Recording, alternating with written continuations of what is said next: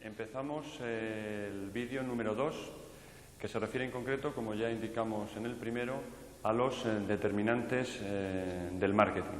Cuando nos referimos a determinantes del marketing, nos referimos en primer lugar al consumidor, en segundo lugar al mercado y en tercer lugar a la competencia.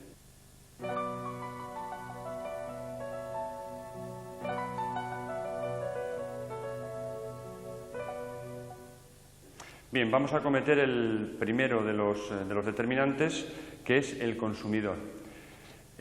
Hablar del consumidor es realmente apasionante y lo que vamos a ver ahora mismo son las características, como aquí tenéis, de lo que se consideraría hoy en día un consumidor tipo. Un consumidor tipo porque hay muchos tipos de consumidores.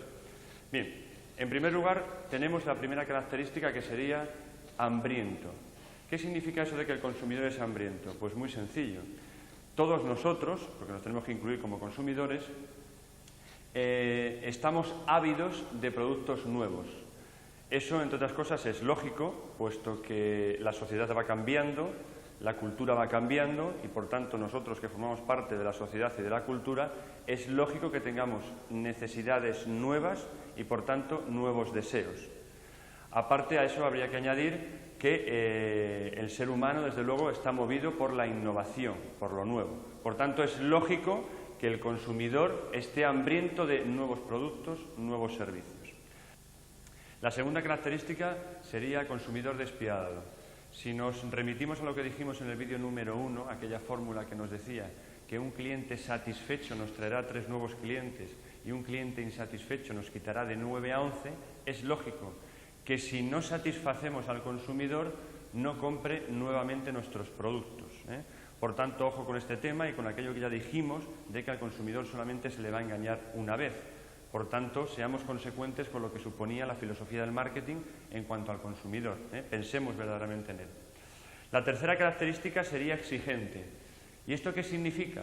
Pues esto lo tenemos que conectar con aquello que ya dijimos también en el módulo 1 de la mejora continua, de que ofrezcamos productos, servicios de una calidad cada vez mayor. Acordaros de lo que dijimos, de lo que realmente esperan nuestros clientes y de lo que realmente le estamos dando. Por tanto, es lógico que cada vez exijan mejores productos, con mejores diseños, mejores coloridos, por ejemplo, envases diferentes. Y esto estaría, evidentemente, en la tónica de lo que hemos comentado como primer punto. Si le gustan los productos nuevos, es lógico que cada vez vayan exigiendo nuevas cuestiones. Bien, en cuanto a lo que sería una tercera característica del consumidor, fijaros, decimos que el consumidor es vengativo. Estaría relacionado con lo que hemos hablado anteriormente cuando hablábamos de la referencia dinámica. Acordaros de aquel término que empleamos en el primer vídeo. Es lógico que si no queda satisfecho ese cliente, la mayoría de los tipos de clientes con los que nos vamos a enfrentar, puesto que existen, acordaros, muchos tipos de clientes, se van a lamentar abiertamente a otro tipo de clientes. Nuestra misión, o uno de nuestros objetivos, mejor dicho, sería procurar lo que Luis María Huete habla en su libro como clientes apóstoles. ¿Qué significa esto? Pues como su propio nombre indica, necesitamos clientes que hablen bien de nosotros. Ojo, porque somos realmente vengativos. Bien, la quinta característica sería transformista. ¿A qué se refiere esta característica de transformista? Pues muy claro. Es decir, hay clientes que son silenciosos, hay clientes que son introvertidos, hay clientes que son reflexivos, hay clientes que se les denomina sabelotodo, hay clientes charlatanes. ¿Qué significa, por tanto? Que nos vamos a tratar de comunicar con distintas personalidades, incluso un mismo cliente que adopte papeles distintos en distintas situaciones. Ello, evidentemente, lo que necesita es, ante todo, formación psicológica, formación sociológica, para saber qué tipo de estrategias utilizar ante cada tipo de cliente. Una cuestión que tenéis recogida en el manual. Y, por último, hablar de que el consumidor es, ante todo y sobre todo, egocéntrico. Cuando nosotros nos enfrentemos con un consumidor y cuando el consumidor tenga una necesidad, es decir, un problema, será su problema y su necesidad. Y lo deberemos tratar como tal. ¿De acuerdo? Bien, ahora lo que vamos a ver a continuación es reflexionar sobre, no ya lo que es el consumidor, sino vamos a trasladar la palabra y vamos a hablar del cliente. ¿Quién debe ser o qué es un cliente para una empresa que está orientada hacia el marketing, como indicamos en el vídeo primero? Bien, fijaros, cuando nos referimos al cliente, es muy normal, por ejemplo, ver este tipo de cuadros en muchas empresas. Yo hace poco estuve en una zapatería que se supone de servicio rápido y ponía en la parte de atrás del mostrador un cuadro donde ponía algo así como lo urgente ha salido ya y los milagros en 24 horas. Y yo me tiré pues 20 minutos, bueno, para ser sinceros, 18 minutos de mi reloj para que me diesen unos cordones de zapatos. En realidad lo que estamos haciendo es traicionar lo que se supone es mi filosofía de trabajo, en este caso la rapidez. Bien, fijaros, esta transparencia junto con la siguiente nos va a ayudar a reflexionar sobre qué es lo que debe suponer un cliente o consumidor para una empresa que está orientada hacia el marketing. En primer lugar, decimos que el cliente es la persona más importante de la empresa y esto es absolutamente lógico. Hay clientes, ojo, satisfechos, hay empresa, hay trabajo. No hay clientes, no hay empresa, no hay trabajo. Segundo punto, dice, el cliente no depende de nosotros dependemos del cliente. Es decir, muchas veces digo que cuando hablamos del consumidor, cuando hablamos del cliente, hay que tener en cuenta que nuestra profesión es una profesión muchas veces de actitud de servicio y por tanto es lógico que nosotros dependamos de los clientes, lo cual esa actitud de servicio no hay que confundirla con lo que normalmente podríamos denominar servilismo. El tercer punto, decimos, fijaros, dice, el cliente no interrumpe nuestro trabajo, sino que sería la razón de ser de nuestro trabajo. ¿Cuántas veces puede llegar un consumidor a una tienda determinada o a un almacén determinado y estamos realizando una tarea, por ejemplo, una tarea informática, una tarea administrativa, y viene, nos pregunta y ya, digamos, salimos un poco rebotados, se lo mostramos además en nuestra comunicación no verbal y le estamos diciendo que desde luego nos está importunando. Un cliente, un consumidor, nunca nos debe importunar en ese sentido. La cuarta regla en cuanto a lo que debe suponer un cliente o consumidor para nuestra empresa, fijaros, dice que el cliente no representa para nosotros una cifra determinada cualquiera que sea la cuantía de su compra. Dice, debemos procurar captar y satisfacer su gusto. Esa sería la clave. Como veréis en vídeo posterior en cuanto al tema de investigación comercial, la única forma de captar su gusto, sus criterios, su forma de percibir los productos o servicios es preguntándoles. Es un tema que tenéis desarrollado con posterioridad en el vídeo número 3 dedicado a la investigación comercial.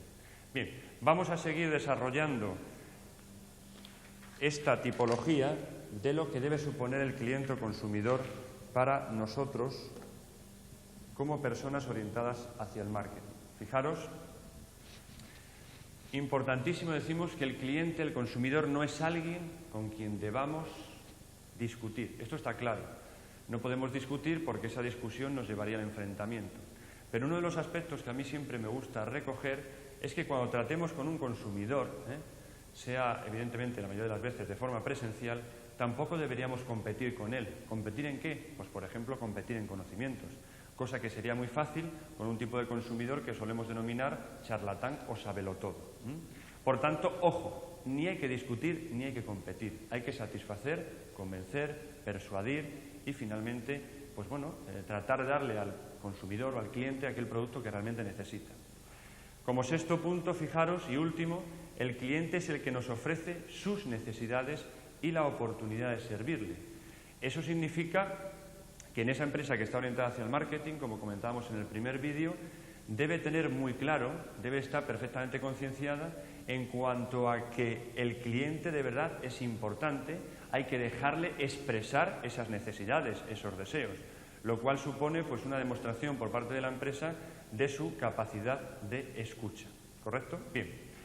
Hemos visto, por tanto, en primer lugar, las características de un consumidor tipo, hemos hablado de lo que debe suponer ese cliente consumidor para una empresa y lo que vamos a desarrollar a continuación son las teorías sobre el comportamiento del consumidor.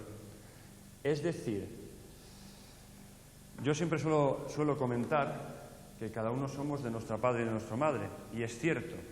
Estas teorías lo que vienen a tratar de explicar es qué pasa en las decisiones de compra de los consumidores, qué pasa muchas veces por la cabeza de los consumidores a la hora de decidir sobre un producto o servicio. Fijaros, en primer lugar, vamos a hablar de la teoría económica de Marshall, la desarrollaremos ahora con posterioridad. Luego hablaremos de la teoría psicoanalítica, que parte de las enseñanzas de Sigmund Freud. Como tercera teoría vamos a hablar de la teoría del aprendizaje, que está basada en los estudios de Pavlov. Y en cuarto lugar vamos a hablar de la teoría psicológica social basada en los estudios de Veblen.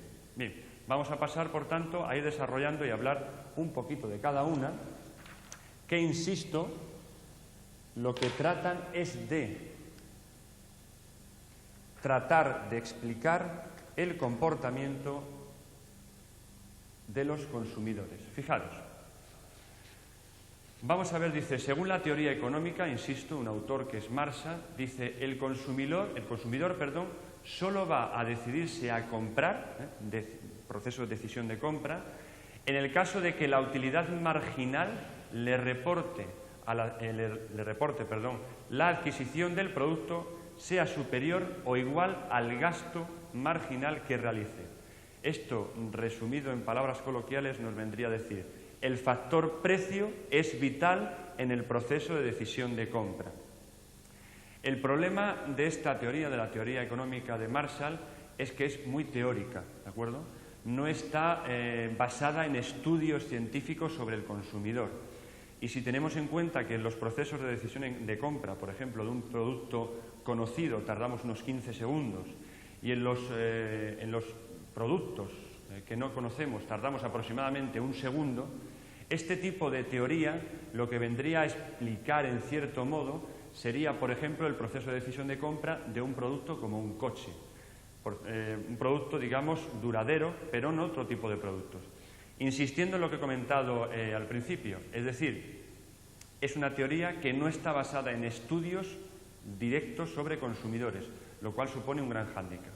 Esto en cuanto a la teoría económica. En segundo lugar, vamos a hablar de la teoría psicoanalítica basada en los estudios de Freud. La teoría psicoanalítica es muy sencilla y viene a decir algo parecido a lo que sería una contradicción. Es decir, muchas veces no entendemos por qué unos consumidores compran o no compran un producto, ¿de acuerdo? Porque muchas veces en los productos o servicios hay valores simbólicos a los cuales es muy difícil llegar, puesto que estaríamos hablando de percepciones. Tenemos uno de los casos más conocidos, por ejemplo, en nuestro país, cuando se trató de comercializar el Nescafé. Bueno, pues cuando esta empresa trató de lanzar este producto al mercado, fue un verdadero fracaso. Y os podéis preguntar, ¿por qué? La verdad es que hubo que realizar bastantes estudios para tratar de despejar esa incógnita en la mente de los consumidores. Y fijaros cuál fue una de las verdaderas razones. Es decir, las amas de casa sentían, o les hacía sentir ese producto, que le estaban quitando una de sus facetas, digamos, obligadas, una de sus facetas donde demostraban ese cariño a la hora de hacer un café, que en este caso un café se convertía en una especie de polvitos que se echaban a la leche. Evidentemente, llegar a este tipo de procesos, llegar a comprender estos comportamientos, estas percepciones de los productos o servicios, es realmente difícil. Pero bueno, es otra forma de tratar de entender el comportamiento de los consumidores. Insisto, la teoría analítica, psicoanalítica, basada en los estudios de Freud. A continuación vamos a ver la tercera teoría que comentamos al principio, que es la teoría del aprendizaje basada en los estudios de Pavlov. Bien, lo que nos viene a decir esta teoría, en resumidas palabras, es lo siguiente. Si yo tengo una experiencia con un producto positiva, volveré a consumir ese producto. Si tengo una experiencia negativa, no volveré a consumir ese producto, y lo que puede ser aún más negativo, puedo hablar más mal de ese producto a otro tipo de consumidores.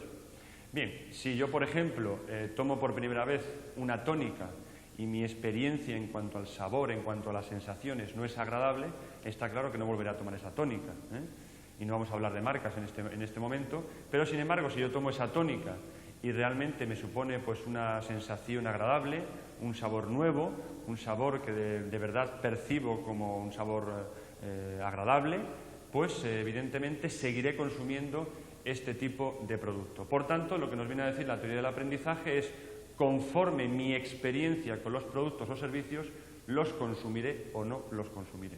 Esto en cuanto a la teoría del aprendizaje, insisto, basada en los estudios de Pavlov. Y por último, como teoría del comportamiento, vamos a hablar de la teoría psicosocial basada en los estudios de Veblen.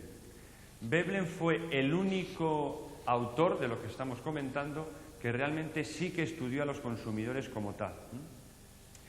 Él, digamos, parte de un aspecto fundamental que sería aquel donde se nos dice que el consumidor es ante todo y sobre todo un ser social y como tal va a estar predeterminado por una serie de, vamos a denominar, agentes sociales, por ejemplo, su grupo de pertenencia, por ejemplo, su familia. Está claro que si nacemos, eso es así, en una familia determinada, que compra en unos sitios determinados, que habla de una determinada forma, que va con unos grupos de amigos determinados, está claro y lógico que este tipo de factores, de agentes, van a determinar nuestro comportamiento como consumidores de productos o servicios. Bien, con esto habríamos recogido, insisto, las 4 teorías que tratan de explicar el comportamiento de los consumidores. A continuación vamos a pasar con uno de los últimos aspectos, cuáles serían los factores que influyen en el comportamiento de los consumidores. Bien, fijaros. Estamos hablando del consumidor, estamos hablando de que el consumidor es un ente, entre comillas, individual, estamos hablando de qué puede influir a nivel teórico, pero en realidad, si tuviésemos que despejar las incógnitas que influyen en ese proceso de decisión de compra, ¿a qué nos podemos referir? Fijaros, aquí tenemos 4 aspectos distintos: las decisiones de marketing. Las decisiones de marketing, acordaros que ya lo vimos en el primer vídeo con la denominación de marketing mix o mix de marketing, lo podéis encontrar con ambas terminologías. Un segundo aspecto que serían las situaciones de uso y servicio, que estarían referidas al establecimiento donde compramos dichos productos. Un tercer aspecto que sería la influencia sociocultural, referida sobre todo a lo que hemos comentado antes con la teoría de Veblen, donde hablábamos de los grupos de pertenencia, los grupos de referencia, los líderes de opinión, etc. Y luego la propia personalidad. Bien, vamos a desarrollarlo brevemente. Está claro que las acciones de marketing de una empresa influyen, evidentemente, en la decisión de compra de un consumidor. Cada producto tiene sus propios atributos, su calidad, su cantidad, su diseño, su color, su envase, que le conforman una personalidad propia que hacen que unos productos sean más atractivos que otros. Estos productos, a la vez, tienen un precio óptimo, que denominamos en marketing, que puede ser que haga que ese producto sea o no sea atractivo, que llegue a la percepción de los consumidores o que no llegue. Luego tenemos la distribución, cómo no.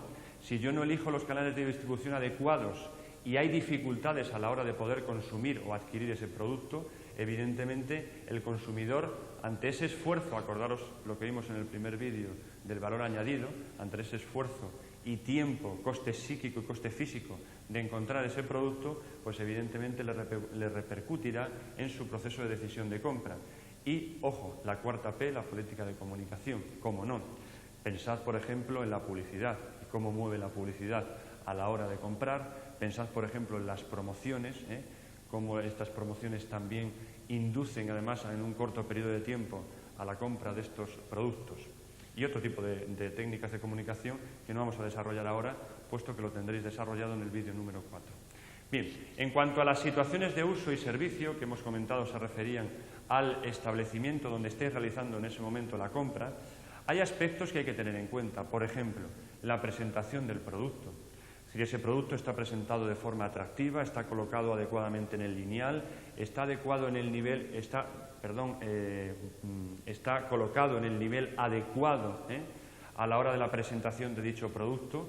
En cuanto a la rapidez, yo entro en ese establecimiento, de verdad puedo entrar, comprar de forma cómoda, me dispensan todas las operaciones necesarias para que yo salga de ese establecimiento pues de la mejor y la manera más rápida posible.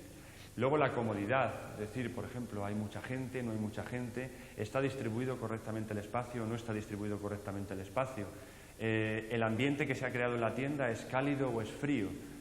Y por último, fijaros cómo no en la calidad del servicio. Las personas que me están atendiendo se preocupan de verdad por mis necesidades, me preguntan, me acogen en el establecimiento, me siento por tanto, digamos, cómodo a la hora de comprar. Indudablemente es una de las cosas que más influye hoy. Diría que no es que sea lo que más influye, sino que es lo que verdaderamente influye y sobre todo diferencia. ¿Por qué digo esto? Muy sencillo. Yo puedo tener un producto, pero un producto es imitable. Puedo tener un precio y un precio es imitable. No solamente que imitable, sino que además se puede rebajar muchísimo más y en un corto periodo de tiempo. Lo que es inimitable es el trato humano. Y por tanto este factor es vital a la hora de influenciar en los consumidores o clientes. Fijaros también en la influencia sociocultural, lo que hemos comentado anteriormente con la teoría de Veblen. Ver los grupos de referencia o los grupos de pertenencia. Es decir, ya hemos comentado antes que yo nazco en una familia determinada que pertenece a un grupo social determinado. Aunque también es cierto que este grupo, que tiene unas determinadas pautas de consumo, siempre quiere mejorar y poder llegar a un grupo de referencia. Grupo de referencia que evidentemente, como de otro estatus, tiene como referencia otros productos, otros locales, otros establecimientos de compra. Y por último, cómo no, hablar de la propia personalidad. Evidentemente, las motivaciones de compra, las actitudes, la percepción de los consumidores, ese proceso de aprendizaje que hemos hablado anteriormente, todo esto a nivel interno también influye en el comportamiento de compra de los consumidores. Por tanto, como conclusión, lo que podríamos decir es que tenemos una serie de factores externos y una serie de factores internos que, como veis, van a influir en el proceso de comportamiento de compra de los consumidores. Bien.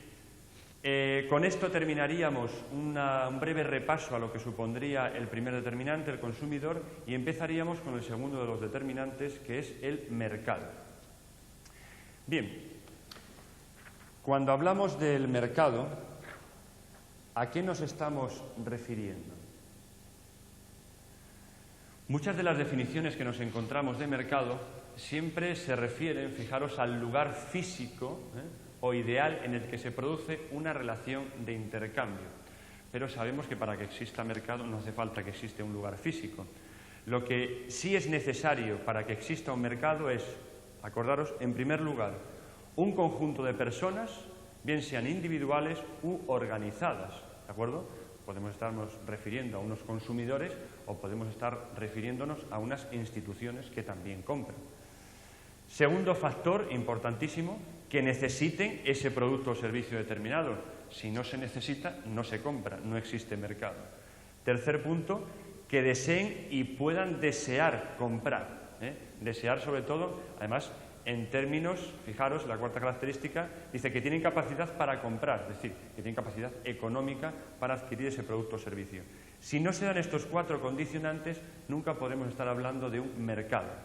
Por tanto, insisto, no debemos entender por mercado un lugar físico, sino mercado debemos entender la conjunción de estos cuatro factores. Bien, cuando hablamos de mercado, siempre habrá que tener en cuenta en qué tipo de mercado se están desarrollando nuestras acciones de marketing.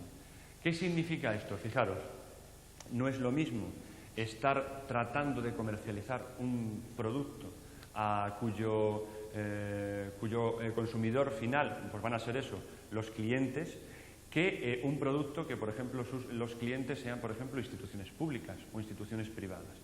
Por tanto, lo que vamos a ver a continuación es una sencilla clasificación. En el manual tenéis otro tipo de clasificaciones, incluso esta misma desarrollada, de los distintos tipos de mercado y, por tanto, tened en cuenta a la hora de decidir en cuanto a ese producto, ese precio, esa distribución, esa comunicación, en el tipo de mercado que os estáis desenvolviendo. Y esta clasificación la vamos a realizar atendiendo a una serie de criterios. En primer lugar, el criterio según el bien que se comercializa. En ese caso, en el del bien que se comercializa, podemos estar hablando de tres tipos de mercados. En primer lugar, el mercado de consumo, el mercado industrial y el mercado de servicios. Lo que vamos a ver a continuación es en qué se diferencian cada uno de estos tres tipos de mercados. Insisto, estamos en el criterio según el bien que se comercializa. Fijaros, los mercados de consumo se caracterizan, primero y sobre todo, por una elevada gama de productos y marcas. Tenemos una gran oferta, tan gran oferta que hoy en día se habla de que los consumidores están verdaderamente desorientados a la hora de poder elegir ante tanta abundancia de productos. Y eso habrá que tenerlo en cuenta, por ejemplo, a la hora de la colocación del producto en el lineal o, por ejemplo, a la hora de pensar en el color o en el diseño del producto para que realmente sea llamativo y diga aquí estoy yo. La segunda gran característica sería la alta rotación de los productos. Evidentemente estamos hablando de productos de consumo inmediato, de consumo duradero, podemos estar refiriendo a la compra del pan, a la compra de los huevos, a la compra de un paraguas, donde evidentemente la rotación, insisto, de estos productos es realmente elevada. La tercera gran característica, por ir resumiendo, son las elevadas inversiones en comunicación. Evidentemente los productos de consumo necesitan ingentes cantidades de dinero, sobre todo a nivel de los medios de comunicación de masas. Podemos estar pensando, por ejemplo, en la televisión, podemos estar pensando en el cine, podemos estar pensando en la radio. Además, hay que estar constantemente, entre comillas, bombardeando las mentes de los consumidores para que tengan en cuenta nuestro producto ante el mare magnum del portafolio de productos que hemos comentado que están en el mercado. Y la gran y última característica sería la elasticidad de la demanda con respecto al precio. Es decir, el factor precio va a orientar y va a llevar a los consumidores de un lado a otro. Ya lo hemos dicho y ya lo comentamos en el primer vídeo, cuando, acordaros, hablamos del valor añadido, que el precio era uno de los grandes valores que trataban de evaluar los consumidores a la hora de la compra o no compra de aquel producto o servicio. Esto en cuanto a las características de los mercados de consumo. Pero, ¿qué decir de los mercados industriales? Fijaros, los mercados industriales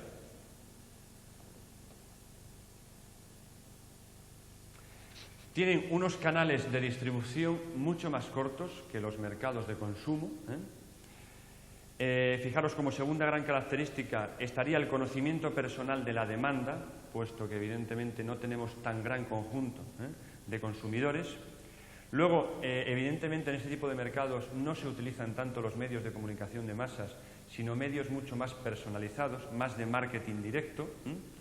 Luego, evidentemente, las negociaciones de venta, compra, son muchísimo más complicadas. Estamos hablando de mayores cantidades de dinero, por tanto estamos hablando de la mayor capacidad de formación, de persuasión de las personas que están tratando de vender en este tipo de mercados industriales.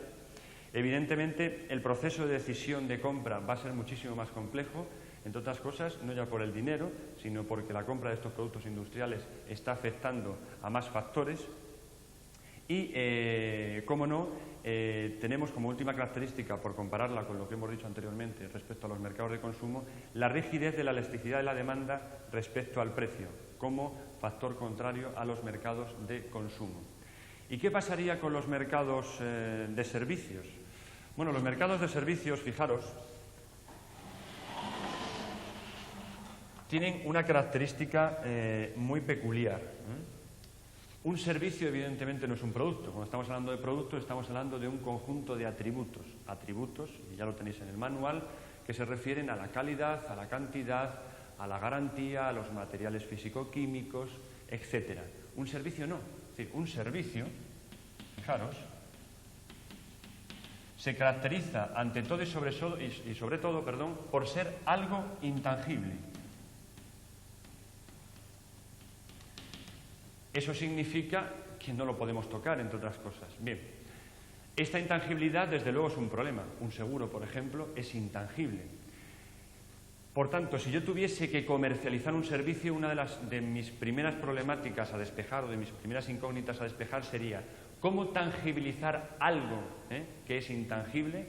Una de las claves para despejar esta incógnita, por ejemplo, estaría en el servicio personal. Un servicio no solamente es intangible, sino que es simultáneo. Es decir, la producción y el consumo se dan a la vez, y la única forma de poder evaluar de verdad un servicio es cuando se está prestando dicho servicio. Estas serían las dos grandes características de lo que entendemos por servicio. Por tanto, daros cuenta, dos características lo suficientemente diferenciadas como para tenerlo en cuenta a la hora de tomar decisiones. Esto no es un producto, insisto, son servicios. Y pensad que un servicio, y esto deberéis tenerlo en cuenta, acordaros que ya lo vimos en el vídeo primero, se componía de servicio personal y de servicio material. Y que estos dos factores precisamente son los que os van a ayudar a tangibilizar algo que es intangible. Por tanto, cuidad siempre ese servicio material, cuidad ese servicio personal. ¿Bien? Correcto. Bien, vamos a seguir donde nos quedamos, en la clasificación con el criterio según el bien que se comercializa. Ya hemos hablado de las características de los mercados de consumo, de los mercados industriales y de los mercados de servicios. Bien, otro criterio a la hora de clasificar los mercados sería según el ámbito geográfico. Por tanto, nos podremos encontrar con mercados locales, con mercados regionales, con mercados nacionales y con mercados internacionales. Fijaros que ese propio ámbito geográfico es lo que hace tener distintas características, incluso distintos aspectos legales, distintos aspectos políticos, distintos aspectos sociales que deberéis tener en cuenta a la hora de comercializar un producto, insisto, en un mercado local, nacional, etc. Otro de los criterios sería según la novedad del producto, es decir, podemos estar hablando de mercados de primera mano y, cómo no, de mercados de lo que denominamos de segunda mano, mercados además de segunda mano, cuya moda hoy en día, desde luego, habrá que tener en cuenta. Y, por último, fijaros, el último de los criterios a los cuales nos vamos a referir va a ser según las características del comprador, que estaría también referido en cierta medida o en conexión con el primer aspecto que hemos visto. Según las características del comprador, nos podemos referir al mercado de los consumidores, me remito a lo que hemos comentado anteriormente, o bien al mercado de las organizaciones. Hemos dicho en la definición de mercado, hablábamos de individuos o de organizaciones, Y dentro de los mercados de organizaciones podemos estar hablando, por ejemplo, del fabricante, podemos estar hablando del intermediario o podemos estar hablando de, como no, lo hemos comentado anteriormente, una institución que evidentemente también supone un mercado. Bien, con esta clasificación, insisto, que trata de simplificar muchas de las clasificaciones que hay por ahí de mercados, insisto que además lo tenéis desarrollado en el vídeo, vamos a seguir desarrollando el determinante mercado. Bien. Otra de las cuestiones que deberéis tener en cuenta cuando hablamos del mercado es lo que denominamos el macroentorno y el microentorno. Bien, si vosotros, vosotras, os situáis aquí, ¿de acuerdo?, en el mercado, y os situáis aquí, en la empresa. Nosotros tenemos una empresa que está, presuponemos, orientada hacia el marketing. Y ya dijimos en el primer vídeo, acordaros de eso, que si el marketing se diferenciaba en algo fundamentalmente de cualquier otro tipo de orientación, era precisamente en cuanto al tema del estudio del entorno. Bueno, pues aquí vamos a desarrollar un poquito el tema del entorno, hablando del macro y del micro. Bien, una empresa, insisto, está trabajando en un sector determinado, y en ese primer entorno que la está determinando en sus acciones, todos estos factores, acordaros, van a determinar mis acciones como técnico en marketing. Yo sobre lo único que realmente podré decidir es sobre el marketing mix. Es decir, podré decidir qué producto, qué precio, cómo distribuirlo y cómo comunicarlo. Pero yo no puedo decidir, por ejemplo, cómo deben ser mis clientes. No, mis clientes son. Yo lo que tengo que averiguar es cómo son y qué necesidades tienen. Yo no puedo influir sobre la política, la sociedad del mercado o del país donde esté comercializando mis productos o servicios, sino que lo más que podré hacer será conocerlo, y cuanto más y puntualmente mejor. Fijaros, en este caso, en el caso del microentorno, habría que tener en cuenta los proveedores y cuáles son sus características, su forma de trabajar, los intermediarios, el público objetivo, es decir, el segmento o conjunto de consumidores homogéneo al cual va destinado mi producto o servicio y, cómo no, y lo desarrollaremos con posterioridad, los competidores. ¿Cuántos competidores tengo? ¿Qué forma tienen de trabajar? Estos serían los 4 aspectos fundamentales que deberíamos tener en cuenta a la hora de lo que denominamos el microentorno. Pero, ¿qué más factores nos están determinando a la hora de poder desarrollarnos en nuestro mercado? Fijaros, tenéis, por ejemplo, aspectos como el medio ambiente. Pensad, por ejemplo, ahora mismo en las normas ISO 14000 que se están poniendo cada vez más en boga en las empresas, que están preocupadas cada vez más por el tema del medio ambiente y que, cómo no, puede ser un factor de compra por parte de los clientes. El entorno tecnológico, ya hablamos cuando estuvimos desarrollando el tema de la tecnología en el vídeo número 1, que poseer una tecnología avanzada, evidentemente, me está ayudando a dar unos productos o unos servicios adecuados. Fijaros, unos factores político-legales. Está claro que cada país tiene su sistema político que adopta una serie de leyes, por ejemplo, a nivel comercial, que están afectando mis decisiones a nivel empresarial. Evidentemente, el ámbito sociocultural. Nuestro país tiene una educación determinada, una cultura determinada, influida, ya lo sabéis, por otra serie de culturas, que hace que el consumidor español sea un consumidor con unas características determinadas. Cómo no, el factor económico. Sabéis, estamos a fecha mayo del 2000, que la economía puede hacer mucho bien o mucho mal en las empresas. Está claro que ese entorno económico puede ayudar a que esas empresas crezcan o no crezcan. Y, por último, el factor demográfico. Acordaros lo que también comentamos en el vídeo número 1, que hay muchas empresas, evidentemente, que se pueden ver afectadas por este factor demográfico y, sobre todo, si tenéis en cuenta que estamos hablando de un país, el nuestro, cuya tasa de natalidad es la más baja del mundo. Y esto es crudo. Bien. Con ello terminaríamos lo que sería el repaso al determinante mercado, y lo que vamos a ver a continuación, dentro, aunque lo quiero separar un poquito, es la cuestión de la segmentación de mercados, que estaría también en conexión con el vídeo tercero que os presenta Ricardo Palomares sobre investigación comercial. Bien, fijaros, cuando hablamos de investigación de mercados, uno de los objetivos, cuando hablamos de esta investigación, es precisamente tratar de segmentar. Cuando hablamos de segmentación de mercados, ¿a qué nos estamos refiriendo? Hemos dicho anteriormente que nuestros productos o servicios deben ir destinados a un conjunto de consumidores o clientes homogéneos, ¿de acuerdo? Vale.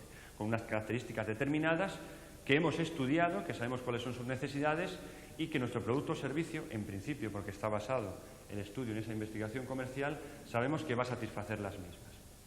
Las ventajas a la hora de segmentar un mercado, ¿cuáles serían? Fijaros, por ejemplo, detectamos y analizamos las oportunidades. Es decir, no solamente estamos detectando necesidades que ya están, también estamos detectando necesidades de productos o servicios que no están. De hecho, fijaros, si hablásemos, por ejemplo, de planes de marketing, yo puedo acometer un plan de marketing a plazos de 1 año, 2 años, 5 años y 10 años. No tengo que estar pensando, como técnico en marketing, en las necesidades de la hora, sino que también tengo que estar pensando en las necesidades del mañana. La segunda gran ventaja de la segmentación de mercados es, fijaros, dice, puede descubrir segmentos que están sin atender. Y esto, desde luego, se está dando muchísimo hoy en día. Ya lo veremos después cuando hablemos del factor competencia, el tercer gran determinante.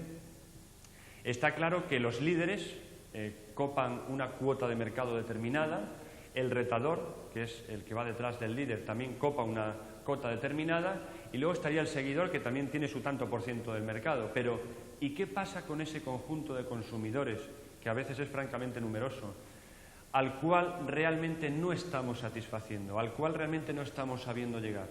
Está claro que si yo estudio el mercado, podré detectar esta serie de nichos de mercado, sería su terminología técnica, para poder atender dichos nichos de mercado, y además son verdaderas oportunidades de mercado, y como son mercados normalmente reducidos, nuestra especialización lleva a una mayor satisfacción, si cabe, de estos nichos.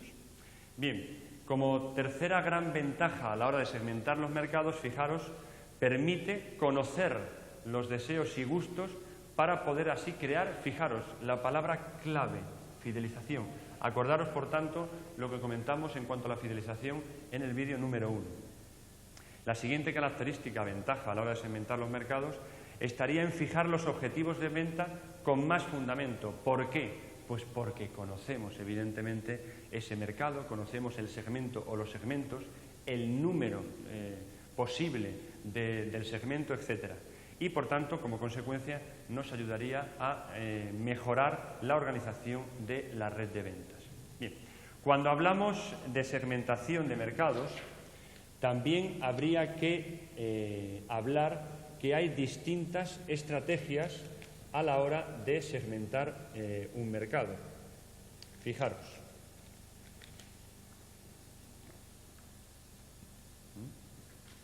Aquí tenéis, fijaros, estrategias. Podemos estar hablando de lo que se denomina una estrategia indiferenciada de segmentación, una estrategia diferenciada y una estrategia concentrada. Fijaros lo que comentamos aquí, estrategia indiferenciada de segmentación de mercados. Dice, la empresa no considera diferencias, es decir, la empresa tiene un producto y lo lanza al conjunto del mercado, sin diferenciar, evidentemente, características particulares de los distintos segmentos. Es una opción como otra. Lo que está claro que el nivel de satisfacción que podemos obtener de estos consumidores, pues habría que valorarlo. También habría que tener en cuenta que el coste del lanzamiento de este producto realmente iba a ser escaso, a nivel, por ejemplo, sobre todo y ante todo, de las políticas de comunicación. Luego tendríamos lo que se denomina la estrategia diferenciada, donde sí que reconoceríamos cada uno de los segmentos que estarían en el mercado. Pensad pues en un refresco de cola, como pueda ser la archiconocida Coca-Cola, donde tenéis Coca-Cola Light, tenéis Coca-Cola Light sin cafeína, tenéis la Coca-Cola tradicional de toda la vida. En realidad, este portafolio de productos, ¿a qué está respondiendo? Está respondiendo a las necesidades distintas de cada uno de los distintos segmentos que aparecen en el mercado. Y luego estaría la estrategia concentrada, que normalmente es la referida a un segmento determinado de la población. Esto en cuanto a estrategias de segmentación.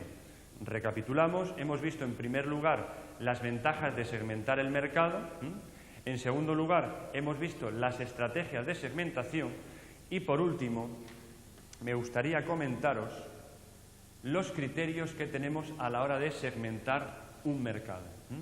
Tenemos criterios que se dividen en objetivos y subjetivos.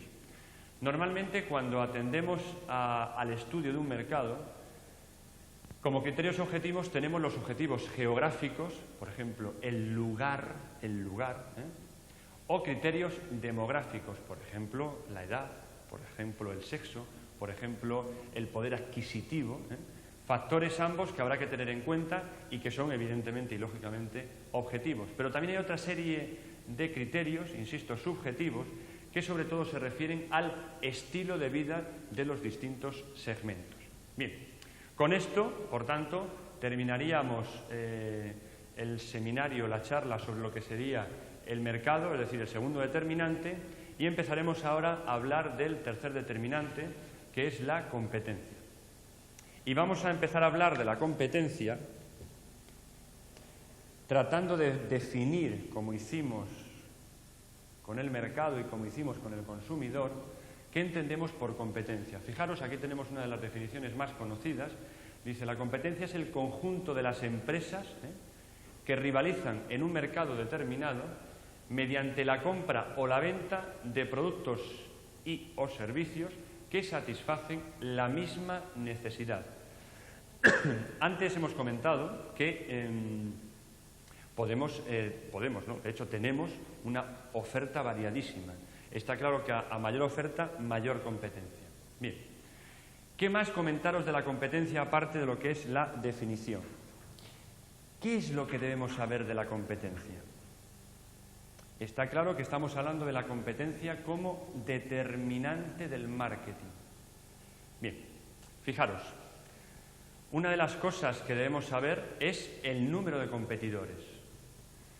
De competidores directos, es decir, cuya empresa, cuyo negocio sea tremendamente parecido al nuestro, o de competidores indirectos. Luego también debemos saber el tamaño de estos competidores. No es lo mismo competir con grandes, medios o pequeños competidores.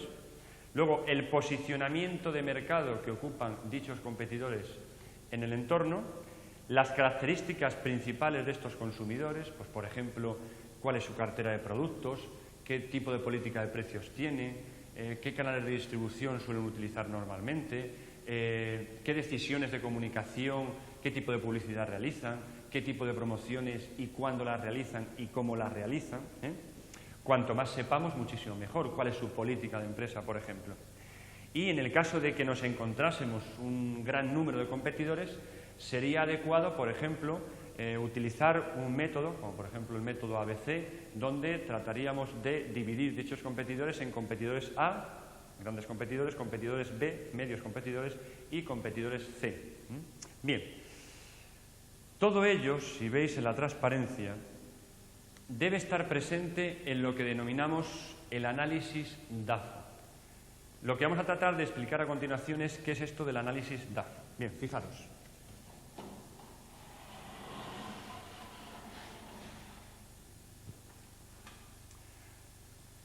El análisis DAFO es uno de los conceptos más importantes, menos conocidos y menos desarrollados en el mundo de la empresa y, sin embargo, es una herramienta de decisión absolutamente importante. Las siglas DAFO, y nuevamente nos estamos refiriendo a una fórmula mnemotécnica, responde a las palabras debilidades, amenazas, fortalezas y oportunidades.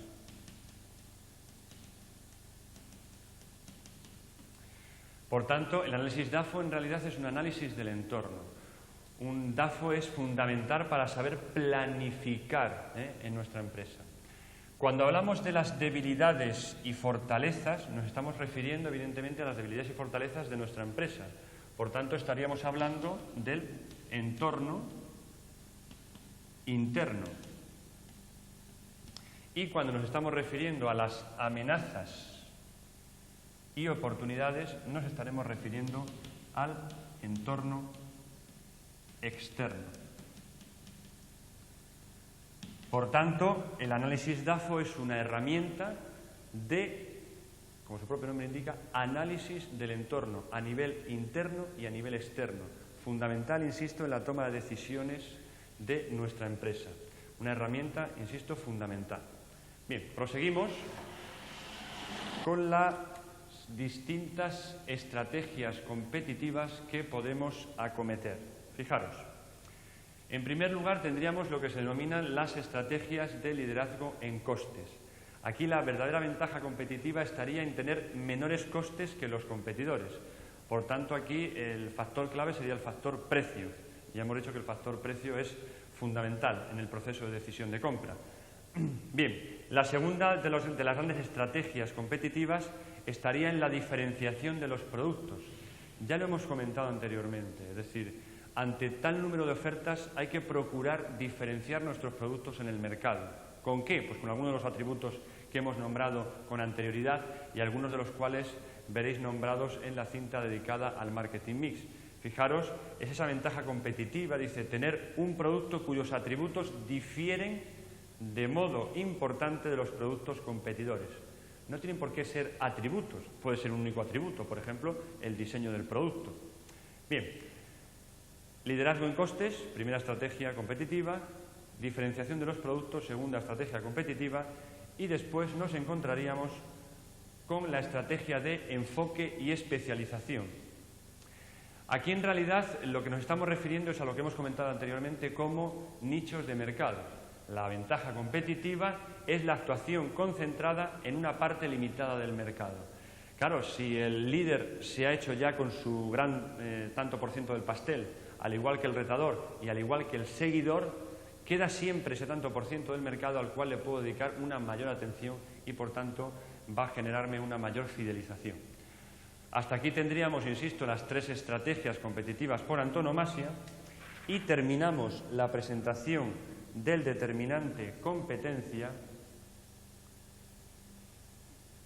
con la presentación de los distintos papeles que pueden adoptar los competidores en el mercado.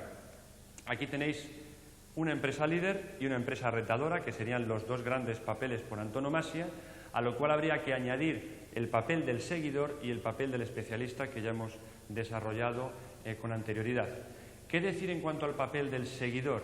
El seguidor es ante todo un imitador. El seguidor suele utilizar lo que se denomina hoy en día el benchmarking, Como no tiene tanto poderío como para retar al líder, y evidentemente tampoco puede llegar a ser retador o retadora dicha empresa, lo que hace es tratar de imitar estrategias, comportamientos empresariales de sus competidores y tratar de adaptarse al mercado y segmentos a los cuales se refiere. Vamos a hacer especial hincapié en el líder y en el retador. Fijaros, en cuanto al líder, normalmente tiene 2 grandes líneas de actuación. En primer lugar, expandir el mercado total y, en segundo lugar, tratar de proteger su actual participación en el mercado. En cuanto a la expansión del mercado total, ¿qué es lo que tiene que hacer? Por ejemplo, fijaros, atraer nuevos clientes. Un líder, más que nadie, debe ser consciente de lo que le ha costado y de lo que le cuesta ser líder. Lo que no puede hacer un líder es dormirse en los laureles, saber que tiene el 70% del mercado y se acabó. Un líder por antonomasia siempre debe ir por delante del resto de competidores. Por tanto, siempre debe atraer nuevos clientes. Además, ¿cómo puede expandir su mercado total? Pues, por ejemplo, fomentando nuevas aplicaciones de productos o de productos que ya tenía, nuevas aplicaciones, por tanto, de esos mismos productos. Y, cómo no, también promover un uso más intensivo de productos que ya se tengan. Usos más intensivos donde tiene mucho que ver, por ejemplo, las campañas publicitarias. Es motivar a la gente a comprar y a utilizar muchísimo más esos productos suyos. En cuanto a la protección de la actual participación de mercado, si os fijáis aquí, tenemos estrategias de innovación, de fortificación, de confrontación y de hostigamiento. Esto en realidad sería una especie de escala de ataque frente a lo que serían, sobre todo y ante todo, el retador. Pensad en una empresa líder como pueda ser Coca-Cola y una retadora en nuestro país como pueda ser la Pepsi-Cola. Digamos que cuantos más ataques reciba el líder, mayor puede ser su capacidad de respuesta.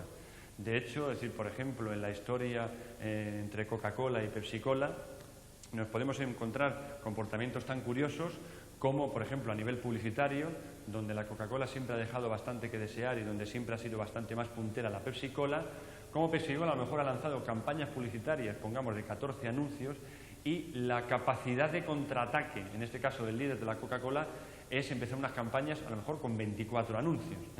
Claro, evidentemente este líder tiene muchísimo mayor poder en cuanto a su cartera de productos, mayor poder en cuanto a la política de precios.